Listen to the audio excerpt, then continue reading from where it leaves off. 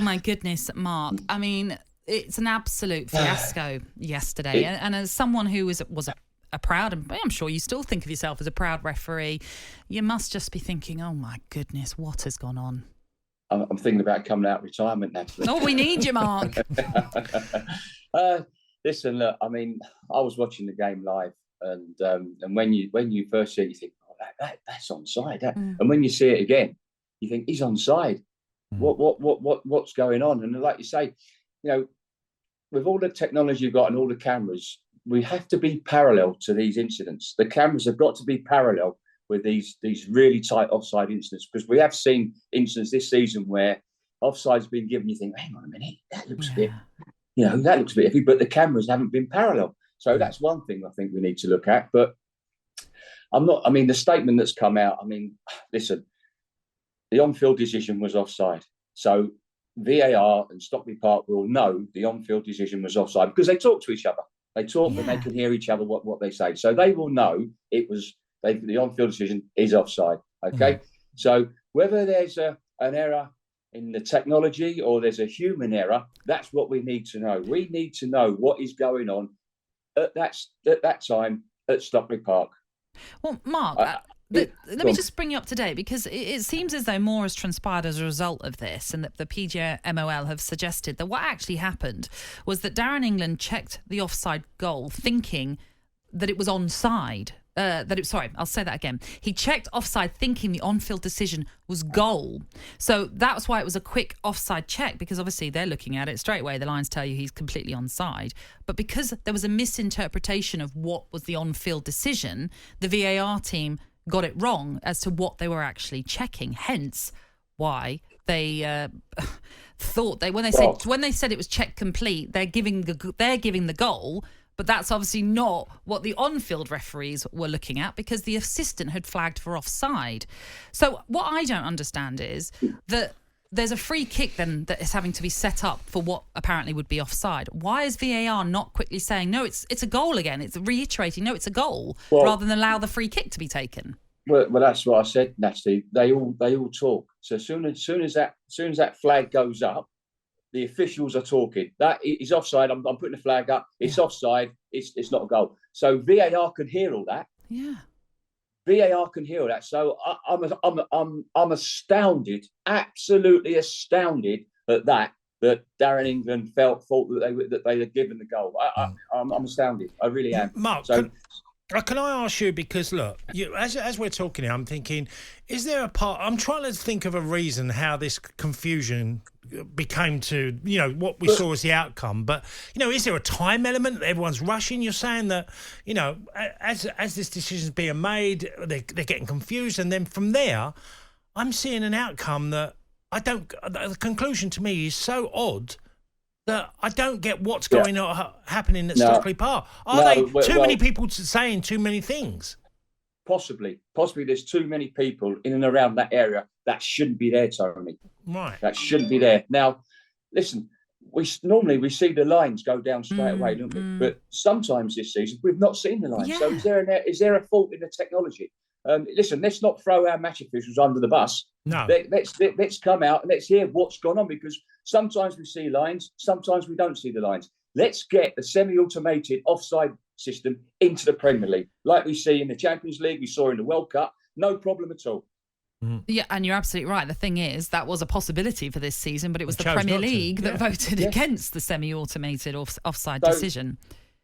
So now I think, with this, I think they may be looking at saying, let's get this system straight in, because we have seen this season where goals have been ruled out, and we're thinking, what is that? That looks very. I mean, look, is it the Garnacho one at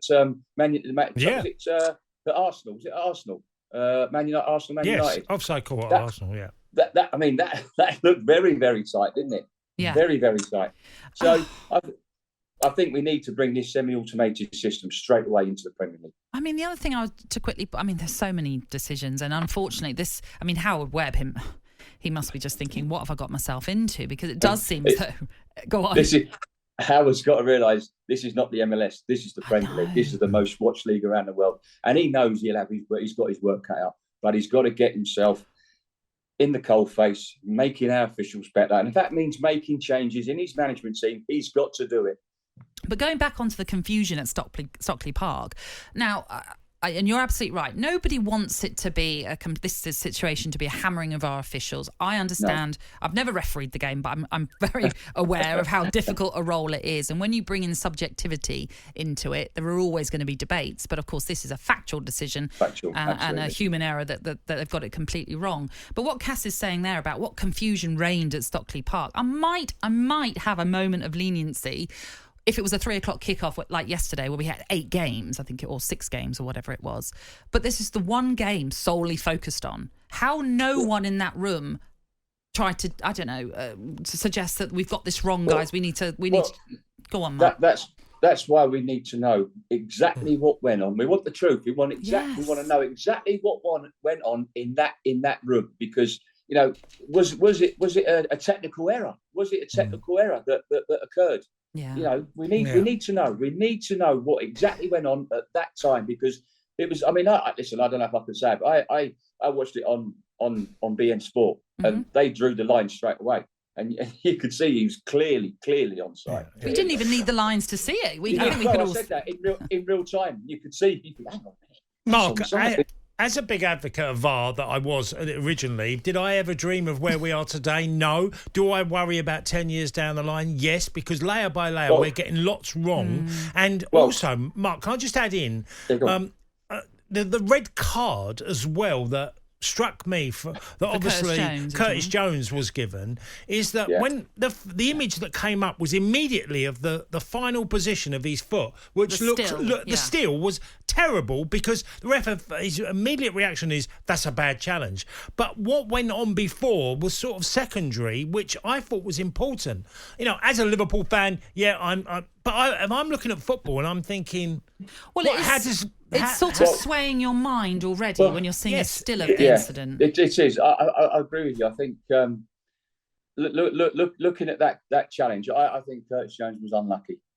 He was unlucky, and you're absolutely spot on, because you cannot view challenges in slow motion straight away. You can't go to the screen, especially a steal. And there it is, especially a still photo, because you can find whatever you want out in a slow motion or a still picture. It makes it look far, far worse than what it was. And yes, Curtis was unlucky because his foot was on top of the ball and he slipped over the ball and it went into, obviously, the Tottenham player's leg, which made it look far worse. But going back to VAR, VAR is great, is excellent for the game. I think it's really good for the game. But it's the personnel that are operating it. Yeah, that's the problem. That's the problem we've got with our VAR at the moment. We're not implementing it correctly. The personnel are not good enough at this moment in time to operate that, and a lot more training and education needs to be done. I mean, since the season started, we've had controversy after controversy after controversy after controversy. A week hasn't gone by when we haven't had a controversy. Now that should not happen. We don't get it in the Champions League. We didn't get it in the Women's World Cup. It was excellently done. We didn't see it in the World Cup when we had it back in December. But we seem to get it in our Premier League. So that tells you the personnel are not up to scratch in operating VAR. Yeah, we've seen a lot of PGMOL statements this season, haven't we? I just want to quickly flag up as well, and I've used the word flag up, but it is a flag that I'm going to refer to. Offside. Well, this is it though, Mark, because I thought we were under the illusion now that officials and assistants aren't supposed to flag for offside. They're supposed to wait. How come the assistant flagged that one yesterday?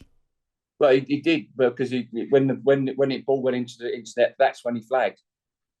So he was waiting. I thought he flagged before, because right. if he flagged before, then they couldn't do a stop check. The play. Yeah, okay. Stop. So when he scored the goal, then that's when the flag went up, and that's when all hell broke loose.